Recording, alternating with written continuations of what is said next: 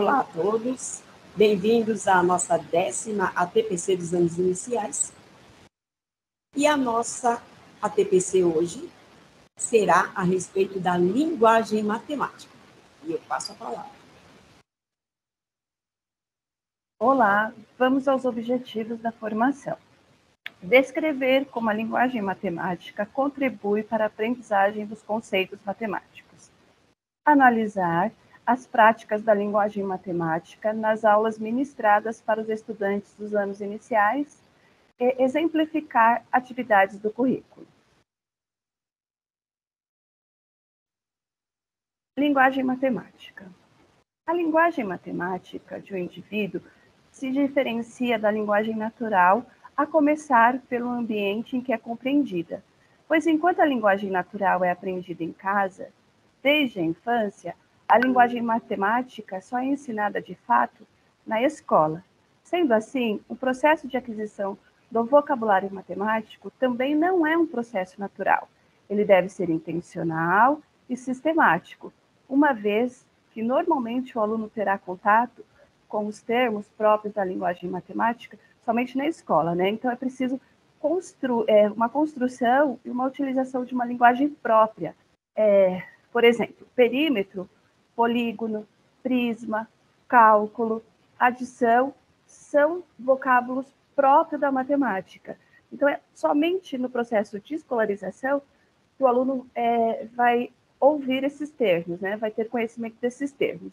Então, é um grande desafio a ser enfrentado ao aprender matemática. Então, para que o aluno se aproprie do vocabulário, é importante que ele escute, que ele fale, que ele leia e que ele escreva.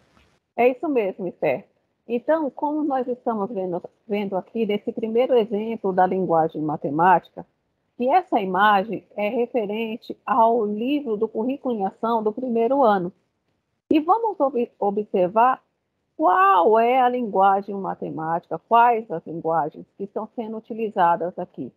Olha lá, padrões ou regularidades estão por toda parte, não é mesmo? Olha só como esse estudante tem que pensar aí desde o primeiro ano na questão dessa linguagem, regularidade, conceito de padrão ou regularidade. Então, nós vamos pensar como é que vocês podem fazer com que os estudantes compreendam esses padrões de regularidade por meio da brincadeira. Então, vamos observar aqui, ó, as brincadeiras corporais. E aí, as minhas colegas que estão aqui vão também nos ajudar, né? Então, aí eu tenho o primeiro comando. Bate palma, bate o pé, estrala os dedos e balança de um lado para o outro. Se a gente pensar em regularidade, né, em padrão, se eu comecei a brincadeira com bate palma, bate o pé, estrala os dedos, balança de um lado para o outro, como é que a Rosana vai começar essa brincadeira? Aí a Rosana vai fazer aí.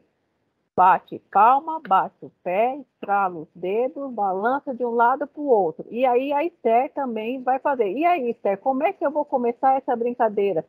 Ela terminou por balançar de um lado para o outro. Se é uma regularidade, como é que vai ser, Esther?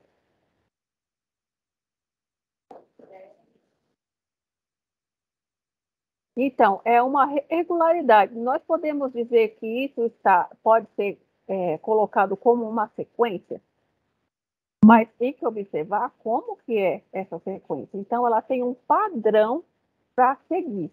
A habilidade está falando assim, organizar e ordenar objetos do cotidiano ou representações por figuras por meio de atributos tais como cor, forma e medida.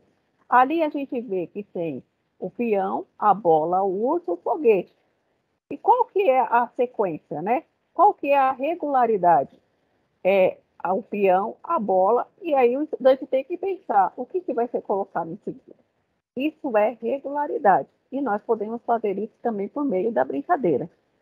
Acompanhando também a fala, nosso próximo slide, a gente vai olhar a fala da Small e da Denise. que ela fala o quê? Que termos específicos da linguagem matemática pode não fazer parte do cotidiano dos alunos. Pode constituir-se como um obstáculo que impede a compreensão dos alunos. Então, essa formação, se vocês pensarem aí, professor, é para vocês analisarem e fazerem uma reflexão como é que eu estou utilizando essa linguagem, ou, como nós podemos falar, esse vocabulário matemático, quando eu vou dar os comandos, quando eu vou dar as explicações, quais são os termos, quais são as linguagens que são utilizadas. A gente vai ver mais um exemplo aí, e a seguir, que vem falando também de construir fatos básicos da adição e subtração e utilizá-lo no cálculo mental ou escrito. Então, pensem só. Nós temos aí mais uma imagem, né? Esse já é o caderno do 2º ano, do novo currículo em ação, que é o livro que está aí no 1º e 2º ano, que está substituindo o ler e escrever.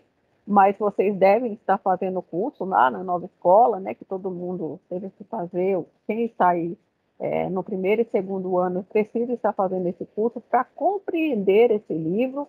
E o que vocês estão achando desse livro? Então, se vocês olharem, ó, ele fala nessa consigna, né, nesse comando, Jorge estava brincando com cartas de baralho que tinha os algarismos. E se você pensar, algarismo, como é que você fala, se você fosse substituir, se nós estivéssemos falando daquelas aulas que nós tínhamos anteriores, o algarismo, ele representa o quê? Os números. Então, assim, o termo é algarismo. E eu preciso utilizar isso. Então, de 1 a 10, em alguns momentos ele brincava, adicionando. Então, pensar em adição, eu estou pensando o quê? Em adicionar, em juntar. Então, eu tenho que pensar em outros valores que é subtrair também, para poder chegar ao quê? Nesse resultado. Então, observem bem como está posta a linguagem nesse novo material, nesse novo currículo em ação. Ali, ó, utilizando adição e subtração. Pensa lá, quando você, professor, né, aqueles professores que estão há mais tempo, até nós mesmos que saímos há pouco tempo da faculdade, qual é o termo que nós utilizamos? Qual é a linguagem? Quando eu me refiro à adição, vamos fazer uma conta de mais. Subtração, vamos fazer uma conta de menos. E essa palavra não cabe mais. Por quê? Nós vamos ter um entrave lá no desenvolvimento de situações, problemas, por conta do termo. Então, o estudante ele não vai conseguir chegar ao cálculo devido ao quê? A linguagem matemática que está sendo utilizada. É comum os professores acreditarem que as dificuldades apresentadas pelos estudantes em ler e interpretar o problema ou exercício de matemática está associado à não habilidade de leitura, mas os obstáculos podem ser falta de compreensão de um conceito, falta de conhecimento de termos específicos, ou ele não consegue adequar a utilização de termos específicos da matemática. E utilizando essa atividade citada acima, o professor ele pode construir com os estudantes um vocabulário, né, um dicionário matemático, para que os estudantes ampliem o vocabulário em relação aos termos das operações fundamentais, né? É importante que o estudante conheça o significado das palavras, para que ele possa estabelecer conexões com o conhecimento matemático. Entender matemática é também conhecer a sua língua particular. Aí o professor ele pode elaborar, juntamente com os estudantes, um dicionário com vocabulário que causam dúvidas mais frequentes ou mais importantes. Por exemplo, aqui na adição, né, nós temos aqui as operações fundamentais, que são adição, subtração, multiplicação e a divisão. Então, o professor ele pode, juntamente com os estudantes, construir um dicionário em que ele vai explicar, né, os termos da adição.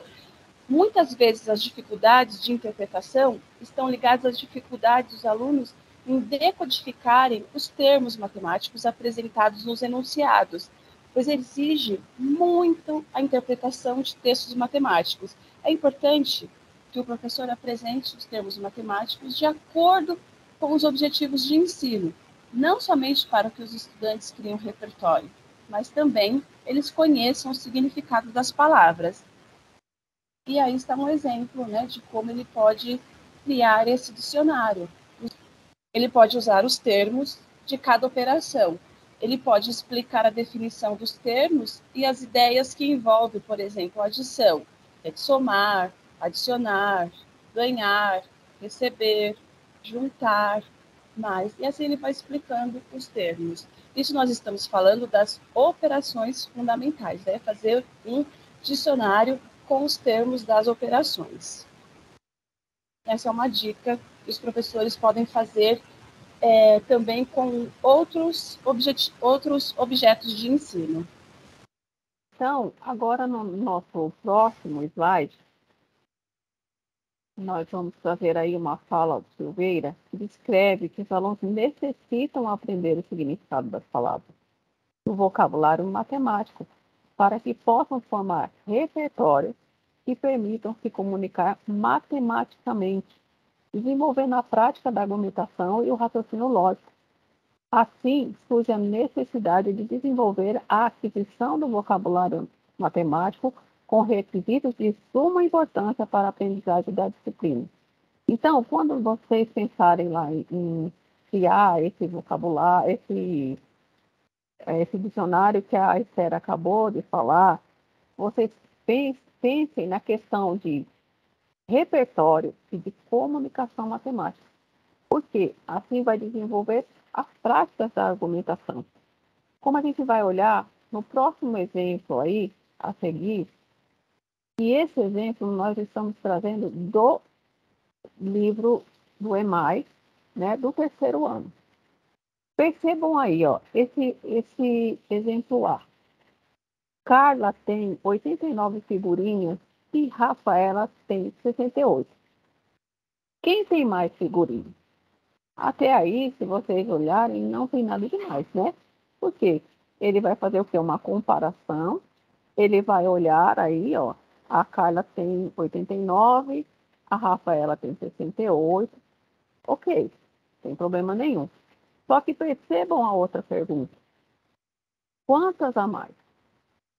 Aí lembra que nós acabamos de falar sobre a questão do termo, quando eu falo das 4 operações básicas, né?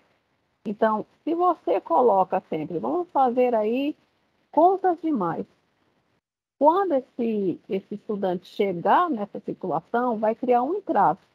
Então, olha lá. Então, eu tenho a questão da figurinha, né? Do quantos a mais. Então, olha só o que coloca aí para nós, e isso está no livro do professor. Significado de comparação. É preciso comparar as figuras de Carla e Rafaela para saber quantas figurinhas Carla tem a mais que Rafaela. A operação que resolve esse problema é uma subtração, ou seja, não há congruência entre o texto que pergunta. Quantas figuras Carla tem a mais que Rafaela? É a operação que resolve o problema. Então, assim, a questão de congruência não tem, a questão não está diretamente ligada, né? Não, vamos pensar nessa questão de que a palavra a mais, ela significa em quantidade superior. Por isso que a questão do termo, do vocabulário, da linguagem, ela tem que ser colocada para o estudante de forma que ele não crie os entraves na hora de resolver a situação, problema. Quando o estudante vai pensar na questão do enunciado, ele vai ter dificuldade aí quando você utiliza o termo matemático, a linguagem matemática que não condiz com o cálculo, né? Então, a gente costumava muito, né, muitos anos atrás, falar de contas de mais e de menos. Então, quando você utiliza o a mais, você está criando um significado de comparação. Então, é quantidade superior. Então, nós devemos pensar como que nós temos abordado essa linguagem matemática dentro da sala de aula. Por quê? Porque eu crio um entrave nessa questão do aluno chegar à resolução do cálculo, seja nas avaliações digitais, AP, entre outras, tá bom? Então, vamos continuar aí. Muito bem, Eli. Então vamos pensar. A falta de domínio da linguagem matemática é um entrave para o ensino, aprendizagem dos conteúdos matemáticos? Essa é uma reflexão para nós fazermos. E o interessante aí, né, Rosana, que assim, é uma pergunta que nós vamos deixar para vocês na escola, né? Vocês vão fazer aí o desdobramento dessa TPC e vocês comecem a pensar, depois toda essa reflexão, dessa análise, desses exemplos que nós apresentamos para vocês agora. Isso daí interfere? É um entrave ou não é? Então, cada professor vai fazer a sua reflexão. Pode se juntar com seus pares, e aí a gente vai sugerir uma atividade para vocês. Então, vamos lá. A partir dessa sugestão, vamos lá, Esther, vamos tentar passar essa comanda aí para os professores. Então, nós deixamos aqui para vocês uma sugestão. Vocês poderão continuar a formação aí na escola usando o livro dos estudantes, fazendo uma análise das comandas a partir da situação problema. Se o aluno vai ter alguma dificuldade em entender o enunciado da atividade, devido a um vocabulário que ele não conhece, devido a alguma palavra que ele não saiba o significado. E, a partir disso, pensar nos termos, né? Ter um rigor nos termos matemáticos para que os estudantes se apropriem da linguagem própria da matemática. E aí também analisar qual o comportamento do estudante em relação a essa comanda, né? Como é que ele chega na estratégia? Então, é isso que nós vamos deixar para vocês aí na escola, né? Junto com os coordenadores, com seus pares, da melhor forma que cada um, de acordo com a realidade da escola. A gente vai aí nos despedindo até a próxima formação. Tá? Nós deixamos aí algumas referências, caso vocês queiram aprofundar aí, aprofundar mais, né, para poder entender um pouco mais sobre a linguagem matemática, que é muito importante para o desenvolvimento aí da aprendizagem, da compreensão das atividades matemáticas, propriamente dita. Então, eu já deixo aí o meu abraço para vocês e até a próxima formação. Um abraço, até a próxima formação. Um abraço, até a próxima, se Deus quiser.